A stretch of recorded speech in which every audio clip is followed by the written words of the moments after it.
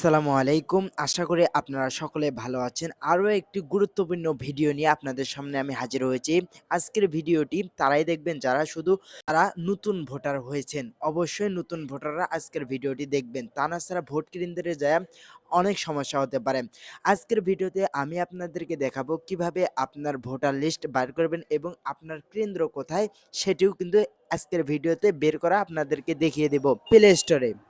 Play স্টোরে ঢুকে আমরা এখানে দেব স্মার্ট এডুকেশন ম্যানেজমেন্ট লিখে সার্চ করলেই কিন্তু এই অ্যাপটি পেয়ে যাবেন।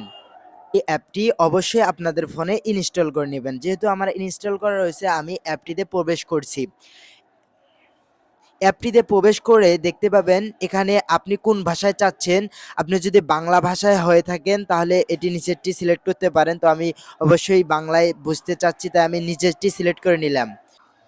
তো এখানে আপনারা দেখতে পাবেন এদের জাতীয় সংসদ নির্বাচন এই অপশনে আপনারা একটি ক্লিক করে দিবেন। এই অপশনে ক্লিক করলে আপনি অনেক তথ্য এখানে পেয়ে যাবেন বন্ধুরা। এরপর আপনারা যে কাজটি করবেন এখানে দেখতে পাবেন আপনি এই নির্বাচনের ভোটার কি না যাচাই করুন। এই অপশনে একটি ক্লিক করুন। এই অপশনে ক্লিক করে আপনারা উপরে যে কাজটি করবেন এখানে আপনার আইডি নাম্বারটি লিখবেন। এরপর নিচে লিখবেন আপনার জন্ম তারিখ। আপনারা এখানে আপনাদের জন্ম তারিখটি আপনারা এখানে লিখে নেবেন। এখানে দেওয়া হয়ে গেলে তারপর যাচাই করুন এই অপশনে একটি ক্লিক করুন। এখানে ক্লিক করলে কিন্তু আপনি কোন জায়গাতে ভোট দিবেন, কোন কেন্দ্রে ভোট দিবেন, আপনার ভোটার লিস্ট কত সেটি কিন্তু দেখতে পারবেন।